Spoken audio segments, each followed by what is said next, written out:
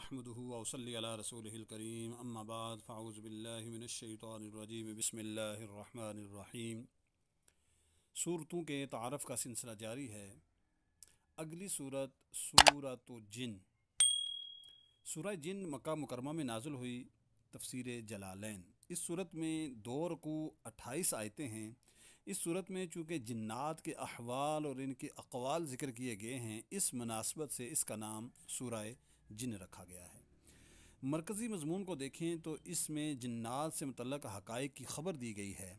इस सूरत की इब्तिदा में बयान किया गया कि हुज़ूर नबी अलैहिस्सलातु वस्सलाम की ज़बान अक़दस से कुरान मजीद की तिलावत सुनकर जिन्नात का एक गिरोह इन पर ईमान ले आया और उसने अल्लाह रब्बुल आलमीन की वहदानियत का इकरार किया और ये ऐलान किया कि अल्लाह बीवी और औलाद से पाक है। जिन्नात का इंसानों के मतलब गुमान और उनके साथ ताल्लुक़ बयान किया गया और ये बताया गया कि जिन्नात फ़रिश्तों की बातें चोरी छुपे सुनने के लिए आसमानों की तरफ जाते थे और सैयदुल मुरसलीन सल्लल्लाहु अलैहि वसल्लम की तशरीफ़ आवरी के बाद आसमानों पर पहरे बैठा दिए गए। जिन्नात भी अल्लाह रब्बुल आलमीन की मखलूक हैं और इन में भी इंसानों की तरह मुतअद्दिद फ़िरक़े हैं और इन में मुसलमान, काफ़र, नेक और बद हर तरह के जिन्नात हैं।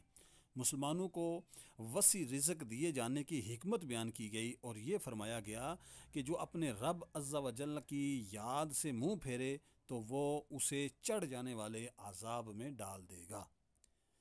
ये भी फरमाया गया कि मस्जिदें सिर्फ़ अल्लाह रब्बुल आलमीन की इबादत के लिए बनाई गई हैं, लिहाजा इनमें सिर्फ़ उसी की इबादत की जाए। इस सूरत के आखिर में ये बताया गया कि अल्लाह रब्बुल आलमीन अपने पसंदीदा रसूलों को गैब का इल्म अता फरमाता है और अल्लाह ताला अपने रसूलों की तरफ जो वही नाज़िल फरमाता है, फ़रिश्ते इसकी हिफाजत करते हैं।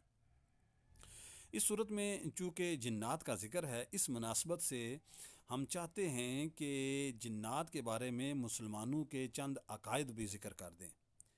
जिन्नात आग से पैदा किए गए हैं। इनमें भी बाज़ को ये ताकत दी गई जो शक्ल चाहें बन जाएं। इनकी उम्रें बहुत तवील होती हैं। इनके शरीरों को शैतान कहते हैं। ये सब इंसान की तरह अक़ल वाले और अरवाह और अजसाम वाले हैं। इनमें औलाद पैदा होना और नस्ल चलना होता है। ये खाते पीते जीते और मरते हैं। जिन्नात में भी मुसलमान हैं, काफ़र भी हैं, मगर काफ़र जिन्नात इंसान की बानिस्बत बहुत ज़्यादा हैं और इनमें के मुसलमान भी हैं और फासक भी हैं, बद मज़हब भी हैं और इनमें फासकों की तादाद इंसान की बानिस्बत ज़्यादा है। इनके वजूद का इनकार करना या बदी की कुव्वत का नाम जिन या शैतान रखना कुफ़र है बहार शरीयत। इसी तरह जिस तरह जिन्नात इंसान की नज़रों से पोशीदा हैं, इसी तरह फ़रिश्ते भी इंसान की निगाहों से पोशीदा हैं। इसलिए यहाँ फ़रिश्तों से मुतल्लक़ भी मुसलमानों के चंद अकायद गोश गुजार करता हूँ। फ़रिश्ते नूरी अजसाम हैं। अल्लाह ताला ने उनको ये ताकत दी कि जो शक्ल चाहें बन जाएं। कभी वो इंसान की शक्ल में ज़ाहिर होते हैं और कभी दूसरी शक्ल में भी ज़ाहिर होते हैं। फ़रिश्ते वही करते हैं जो इन्हें अल्लाह रब्बुल आलमीन की तरफ से हुक्म होता है और वो जानबूझकर या भूलकर या गलती से अलगरज किसी भी तरह वो अल्लाह ताला के हुक्म के ख़िलाफ़ कुछ नहीं करते। वो अल्लाह अज़्ज़ा व जल्ला के मासूम बंदे हैं और हर किस्म के सगीरा और कबीरा गुनाहों से पाक हैं। फ़रिश्ते न मर्द हैं न औरत हैं। फ़रिश्तों का कदीम मानना या खालिक जानना कुफ़र है। फ़रिश्तों की तादाद वही जानता है जिसने इन्हें पैदा किया और उसके बताने से उसके प्यारे रसूल हमारे और आपके आका नबी अलैहिस्सलातु वस्सलाम भी जानते हैं। किसी फ़रिश्ते के साथ अदना गुस्ताखी भी कुफ़र है। जाहिल लोग अपने किसी दुश्मन या नापसंदीदा शख्स को देखकर कहते हैं कि मलकल मौत या इज़राइल आ गया। ये बात कलमा कुफ़र के करीब है। फ़रिश्तों के वजूद का इनकार करना, ये कहना कि फ़रिश्ते सिर्फ़ नेकी की क़ुव्वत को कहते हैं और इसके सिवा कुछ नहीं, ये दोनों बातें कुफ़र हैं बहार शरीयत। अगली सूरत सूरतुल मुज़्ज़म्मिल। सूरह मुज़्ज़म्मिल मक्का मुकरमा में नाज़िल हुई। तफ़सीर ख़ारज़न। इसमें 2 रुकू और 20 आयतें हैं। मुज़म्मिल का माना है चादर ओढ़ने वाला और इस सूरत की पहली आयत में अल्लाह रब्बुल आलमीन ने अपने हबीब सल्लल्लाहु अलैहि वसल्लम को या अय्युहल मुज़्ज़म्मिलु फरमा कर निदा की है। इस मुनासबत से इसे सूरह मुज़म्मिल कहते हैं। इस सूरत का मरकज़ी मज़मून यह है कि इसमें हुज़ूर नबी अलैहिस्सलातु वस्सलाम کی عبادت، وظائف اور اذکار سے متعلق کلام کیا گیا ہے۔ مزید بھی اس میں مضامین بیان کیے گئے ہیں۔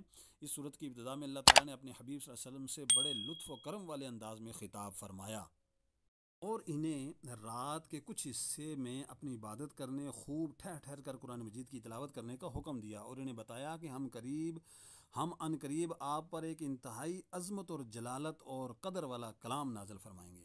یہ بتایا گیا کہ دن کے مقابلے میں رات کے وقت عبادت کرنے میں زیادہ دل جمی حاصل ہوتی ہے۔